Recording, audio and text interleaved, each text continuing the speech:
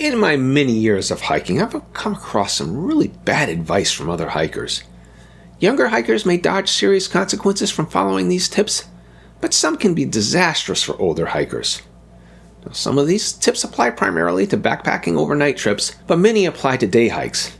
And yes, these are all tips I've actually heard out on the trail. One of my favorite topics is water and hydration on the trail, so let's start there. First bad advice: don't bother treating water. I've seen hikers just take water directly out of streams. Some claim that if you can see where it comes out like a spring, it's always safe. You can't tell by looking at it or looking at the source that water is safe. Most of it probably is, and 5 out of 6 chambers in a game of Russian roulette are empty.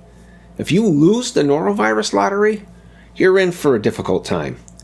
Seniors on medications take longer to recover from GI illnesses, and dehydration becomes a real problem.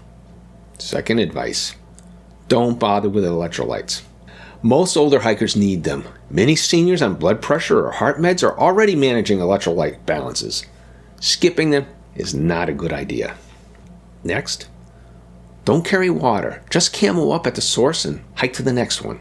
Well, if the next one is dry or 8 miles away, even if you have an app or map that marks the water sources, they may be inaccurate or seasonal. Just walk through streams with your boots on. I guess wet feet aren't a problem, and boots dry in an instant. Blisters heal slower on older skin. Don't chance it. Keep a pee bottle in your sleeping bag. The second worst thing for your sleeping bag is for it to get wet. The worst thing is for it to get wet with urine. Before you go to sleeping bag, be sure to empty your bladder. Then plan how you'll get to your midnight relief spot if you need to, whether it's a tree or a privy. I know that getting out of a sleeping bag and tent is a hassle at night, even more so for some hammock designs. It's just not worth the risk. This advice gets the golden facepalm. Next up, bad equipment advice. First, don't bother with trekking poles. Now, there are probably a few people who can go without trekking poles, but most older hikers I've seen without them would benefit from using them. For older hikers, trekking poles are essential for staying upright. The next one was, cut the straps off the poles. Different hiker, obviously. The straps perform an actual function and they make it easier to use them. The weight savings is minimal. I'll cover trekking poles sometime in a future video. For most of us, having to grip the pole handles all day, every day, will likely lead to joint problems in the wrists and arms. Arthritis makes gripping harder. Straps transfer that load. Use your cell phone instead of bringing a headlamp. A headlamp is safety equipment. In your tent, hammock, or shelter, you can use your cell phone, but if you get caught out after dark in a place inappropriate for camping and need to continue on for a while, you can't use your phone as a flashlight and use both your hands, especially if you have trekking poles. And using both hands is exactly what you need to do after dark. And night vision decreases with age for many of us. Another reason to carry a headlamp. Drill holes in toothbrush handles to save weight. No, just no. If you're drilling holes in your toothbrush handle, you've gone so far down the ultralight rabbit hole you can't see daylight anymore, and whoever started this joke is laughing at you. Don't bring a trowel. Some areas have no facilities and require cat holes. Bring a cheap, lightweight trowel. Digging with poles doesn't work in rocky or hard-pan soil. If you're in the backcountry, check the local regulations and the availability of facilities like privies. Don't bring a portable shelter. You can't depend on trail shelters or sleeping under the stars. You can't be sure you can get to a shelter. Shelters may be unavailable, full, closed for health reasons, or simply too far away. The weather may make sleeping under the stars unfeasible. Of these tidbits, not bringing a headlamp gets the golden facepalm, but going without shelter is a close second. Being prepared matters. First advice, don't bother with maps or trail apps. Older eyes need clear navigation, and getting lost drains energy reserves. Locating the trail, if you stray off, it avoids this. Knowing where the next water supply might be, or just as important that there's a definite dry stretch coming up, those things are important to know. Another bad advice, ignore the weather reports. Being above tree line in a thunderstorm is not fun. Getting caught in bad weather is one of the most dangerous situations we can get into. It's easy to forget this when most of our daily lives are spent either indoors, in a vehicle, or within easy reach of some shelter. You have to be prepared to be caught out in bad weather, but that doesn't mean you should risk hypothermia. That and heat exhaustion hit older bodies faster. Don't bring a first aid kit. Well, we all hope we don't need our first aid kit, but my philosophy is they're to stop minor problems from becoming major problems. You need at least the minimum: bandages and antibiotic ointments, moleskin, minor medications like ibuprofen and Imodium. You have to decide for yourself, but bringing nothing is idiotic. Your first aid kit must handle everything.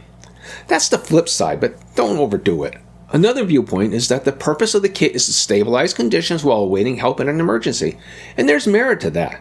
But when you're hiking, there are weight limits. You can't carry a trauma center with you. Whatever you carry, be sure you know how to use it. Trying to figure out a tourniquet for the first time while you're bleeding, it's not optimal. On this category, the golden facepalm here goes to ignoring the weather reports. Bugs and bears represent opposite ends of the scale for wildlife dangers on the trail. Don't bother with insect repellent. I guess because ticks aren't so bad? I understand a desire to avoid chemical treatments. DEET damages plastics, eyeglasses, and watch faces. It can get into your eyes. But mosquito and tick-borne diseases are serious, especially for older immune systems. Use permethrin-based repellent? Well, it's good for clothing and tint material, but seriously, if they warn you about not getting it on your skin, how do you guarantee it doesn't get where you don't want it? It's toxic to cats. Do you want it on your clothes or equipment when you get home if you own a cat? Sleep with your food. That's another game of Russian roulette. If there's bear boxes, poles, or cables, that's your clue that there are bear problems in the area. Use them if they're there, or bring a canister if you have one. Otherwise, do your best bear hang. It's as much for the safety of the animals as it is for you. A bear that associates a campground with easily available food may end up being euthanized. Bears aren't after your toothpaste, or your cooking pot, or your trash. That's wishful thinking. Never underestimate the lengths a bear will go to in order to investigate, and that includes going after your toothpaste. Nothing sparks its curiosity like unfamiliar or interesting smells. Toothpaste certainly falls into this category, and it doesn't take a lot for a bear to get excited. Sleeping with your food gets my vote for the golden facepalm in this category. Finally, there's this catch-all generic advice. You don't need some particular equipment. There's something a hiker doesn't bring, so no one should. This is a case of, if I don't need it, you don't need it. When this is unsolicited advice, it's annoying. I bring an inflatable pillow. Some hikers just fill a stuff sack with clothes to use.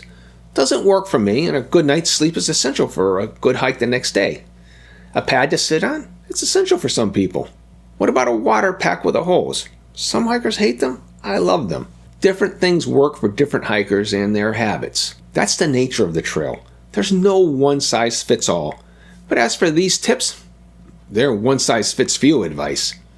I give this item the ultimate facepalm. It's the one that enables all the others. That's what I have on this topic. If you found this information useful, please like, share, subscribe, and comment on this or other topics you'd like me to cover. And if you haven't seen this video yet, please take a look at it now. Thanks for watching.